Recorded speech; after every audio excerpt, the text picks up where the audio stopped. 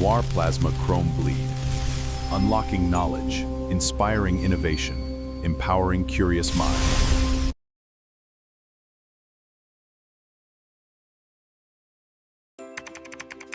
This website makes learning so easy. I found all my resources here.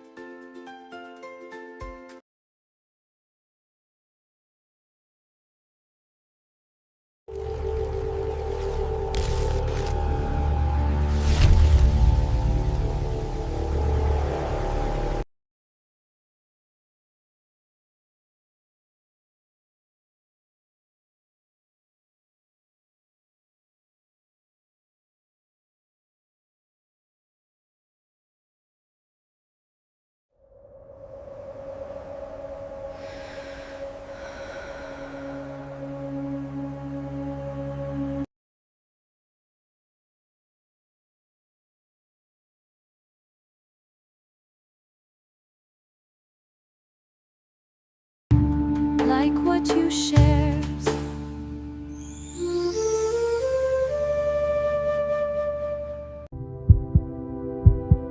While veins high pressure, while veins utilize prevent backflow. Now, regenerative medicine.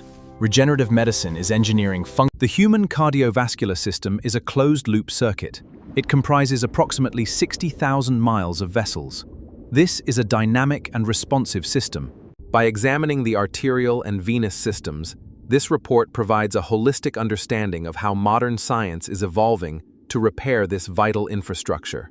Most blood vessels share a three-layered paradigm. The tunica intima is the smooth inner lining. The tunica media provides elasticity, and the externa offers structural support. The tunica intima is the innermost layer. It is a single layer of endothelial cells. This endothelium acts as a metabolic gatekeeper, supported by a complex matrix rich in laminin and collagen. Inside the RER, preprocollagen converts to procollagen. This requires hydroxylation. Using vitamin process forms stable collagen triple helices. Deficiencies lead to fragile vessels and scurvy. The continuity of the endothelium dictates the vessel's permeability and varies by organ.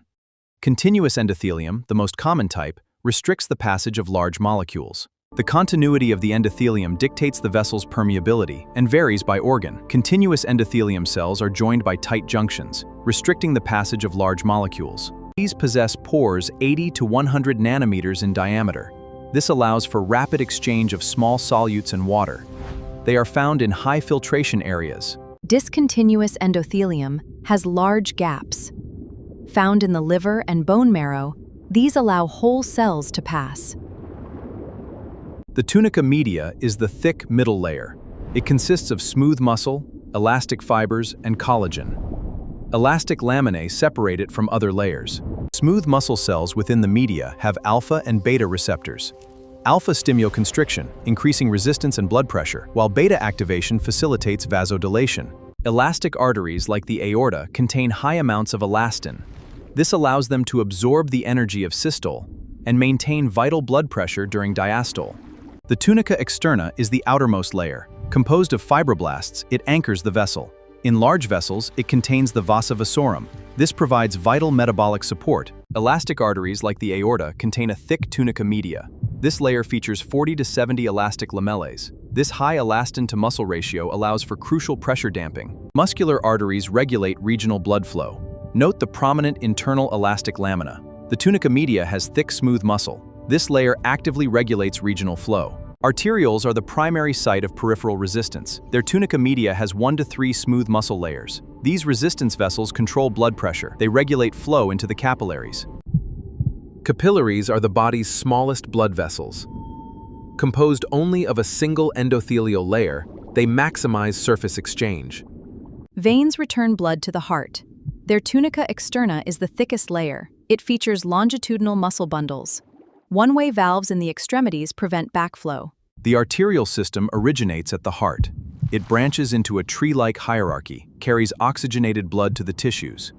This circuit begins with the aorta. The aorta is divided into 4 main sections: the aortic root, the ascending aorta, the aortic arch, and the descending aorta. The aortic root gives rise to the coronary arteries. The aortic arch features 3 primary branches, supplying the right common carotid, the left common carotid for the head, and the left subclavian for the upper limb. As the aorta descends through the thorax and into the abdomen, it provides numerous visceral and parietal branches. The abdominal cavity at the T12 level through the diaphragmatic aortic hiatus. At the T12 to L1 level, the celiac trunk arises from the aorta. It supplies the stomach, liver, pancreas, spleen, and distal esophagus. At the L1 level, the SMA emerges. It supplies the small intestine and pancreas. At the L1 vertebral level, the renal arteries arise as paired lateral branches, supplying the kidneys. At the L2 level, the gonadal arteries arise. They are paired lateral branches supplying the ovaries or testes. At the L3 level, the inferior mesenteric artery arises. It supplies the distal colon and rectum.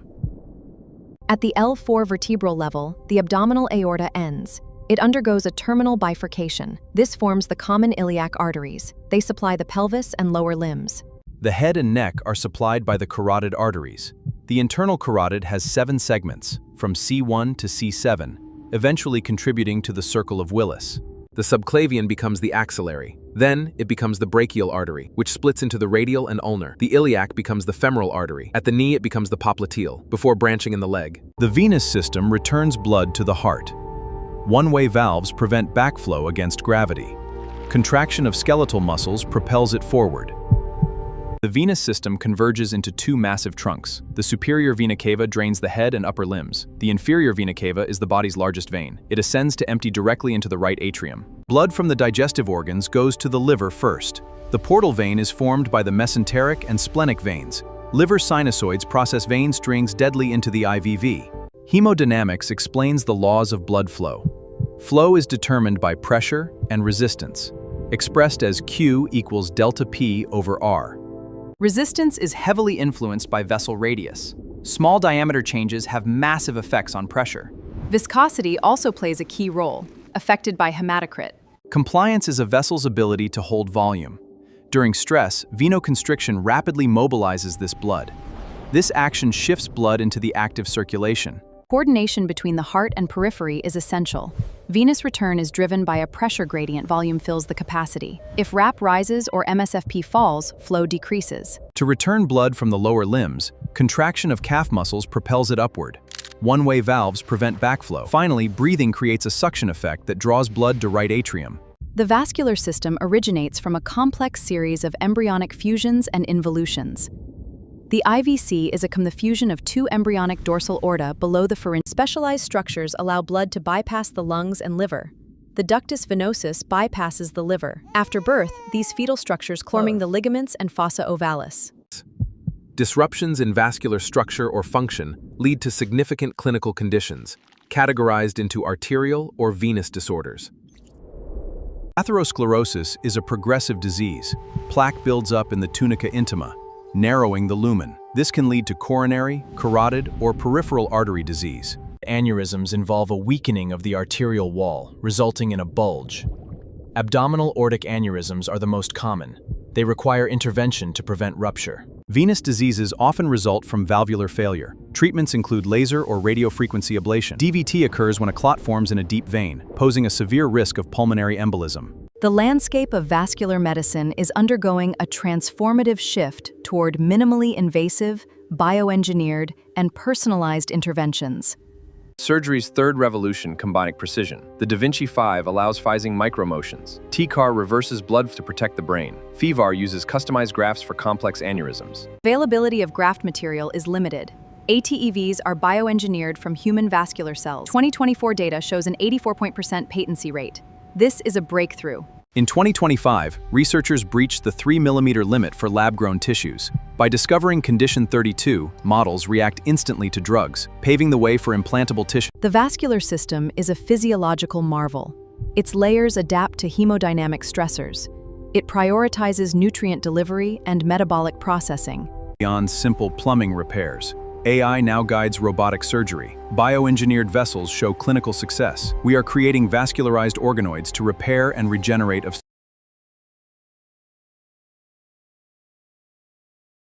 Like what you share.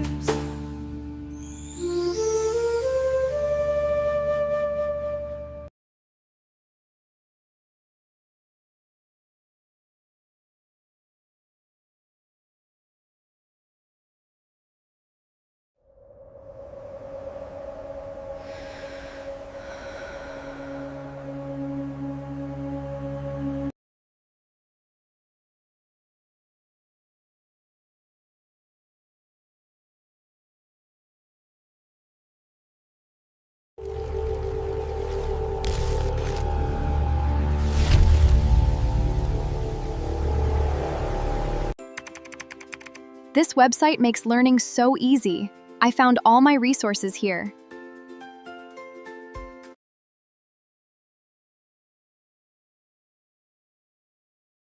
Noir Plasma Chrome Bleed. Unlocking knowledge, inspiring innovation, empowering curious minds.